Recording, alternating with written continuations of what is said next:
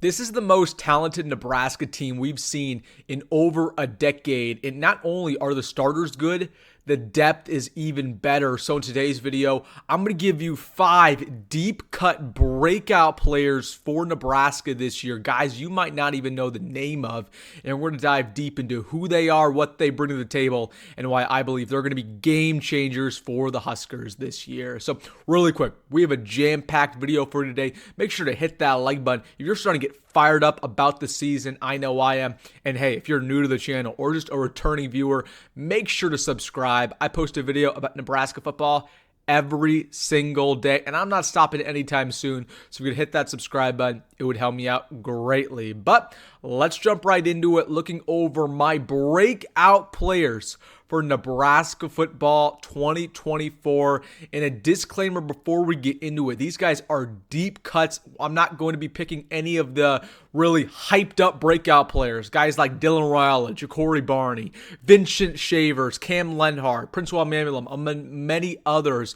I'm going to be going over guys who are purely depth pieces, who really haven't been hyped up too much throughout spring and fall ball, but you're going to hear their name a lot this season. All right, those are the ground rules. Let's get into it with my first breakout player. And honestly, this was a no-brainer for me, hearing what I've heard throughout fall camp and even last year.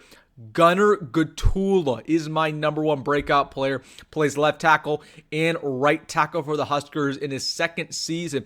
And he's so good that, honestly, looking over him last fall, the staff was considering burning his red shirt and getting him in the mix to potentially play. So Gunnar Gottula, we really need him to step up this year, of course, with Teddy Prohaska out for the year with an ACL, but he's a kid who's coming in from Lincoln. He has that Husker background with his father. He's really developed in the pass pro along with in the running game. Just a traditional big, nasty Nebraska kid. And here's the thing about Gunnar. People are often suspicious about putting second-year offensive linemen out there. He doesn't need to be great for the Huskers. He just needs to be average, because if you've looked at what Bryce Benhart and Turner Corcoran has done in the past, especially at their lowest points, they've been some of the worst tackles in all of Power 5 football. If Gunnar Gottula can just get in the ballgame and play average, even a little bit below average, that's still going to be very good for a second-year player, and Nebraska will take that every single day of the week. But I don't think he's going to play below average. He's going to be a stud, and he's a guy that we're going to look at going into next year as, yeah, he's going to be a rock on this offensive line. So watch out for Gunnar Gottula in his redshirt freshman campaign. Let's keep it on the offense with my second breakout player. This is also a no-brainer, Janiran Bonner. Man, oh man, has this guy got a lot of hype throughout spring ball and fall practice. Now, Matt Rhule did something when he got here that I completely disagreed with. He moved Janiran Bonner to fullback, then moved him around a tight end. Now, finally, he's back at that wide receiver position, more of a do-it-all type of guy. Listen, people forget that Janiran Bonner, coming out of high school, he was a 4-star recruit out of Georgia. This guy was the real deal, listed at 6'3", 220 pounds. He should have never played fullback. That was not his position. That's not what his strengths are. Even tight end, he's not big enough to play tight end. He needs to be at that wide receiver position because he can do it all. He's very similar to Isaiah Nayer, where he has great height, but he also has really good speed. You could put him in the slot. You could put him at wide receiver Z. You can put him at X. He has great hands. So really feel confident about Janiran Bonner. And he was running with the starters earlier in fall camp. So again, expect Jamal Banks to be that guy, Isaiah Nayer to be a starter, and then Jalen Lloyd and Bonner are starting to be that third starter for the Huskers. So Janiran Bonner, whether or not he starts for the Huskers, it doesn't matter. He's going to make his impact felt all over the field. Now let's go to the defense here on the defensive line. So I mentioned in the intro, Cameron Lenhart, I'm not going to mention him in today's video. He's not too much of a deep cut, nor is Prince Emmanuel. But the guy I want to pick here on this defensive line is James Williams, second year with the Huskers. Of course, he came in to Lincoln as a JUCO last year and only played in 4 games because the Huskers wanted to preserve his red shirt. But in those 2 games, he had 4 games, he had 2 sacks for the Black Shirts. I mean, this guy's just a pure pass rusher. I mean, you talk to people in Lincoln, they think he can be the next up and will start for the Huskers next year.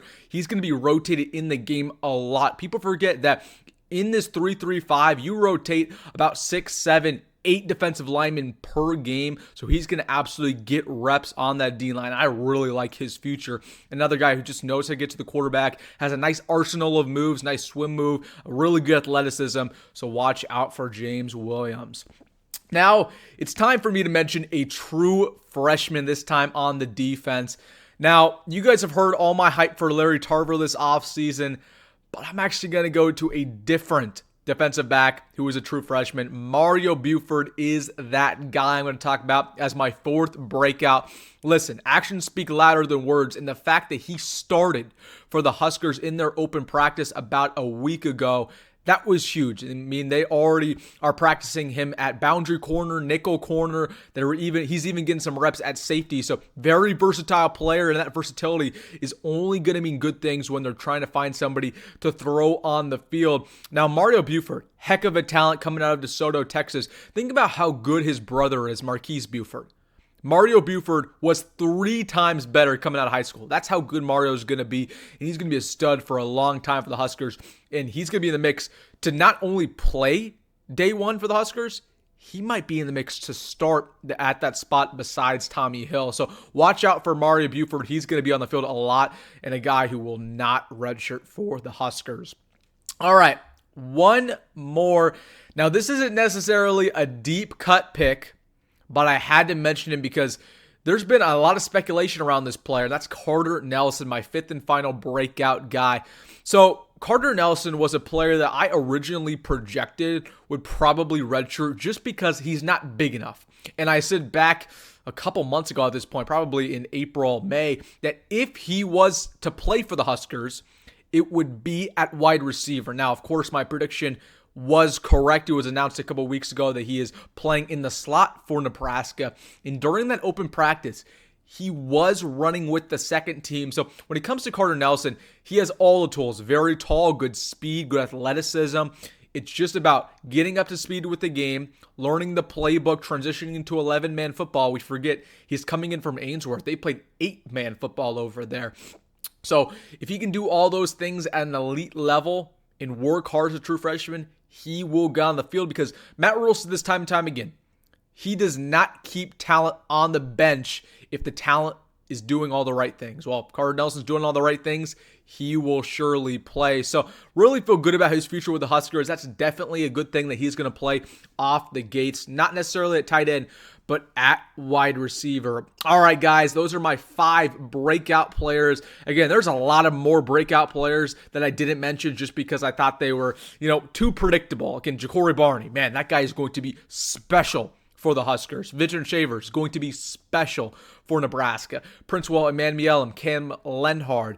You could even throw a guy like Deshaun Singleton, who I believe is going to break out to be one of the best safeties in the country in that mix. But these are guys who really have been depth pieces throughout their career, or are true freshmen who I believe are going to take that next step and will play, if not start, for the Huskers. But all right, guys, let me know, who are your deep cut guys who you think are going to break out for Nebraska this year? Maybe guys don't know their name, maybe perhaps even a walk-on or two. I didn't go that deep, but let me know in the comment section. And hey, if you made this far in the video, make sure to hit that like button and subscribe. And as always, folks, go Big Red, go Matt Rhule, and see you in the next one.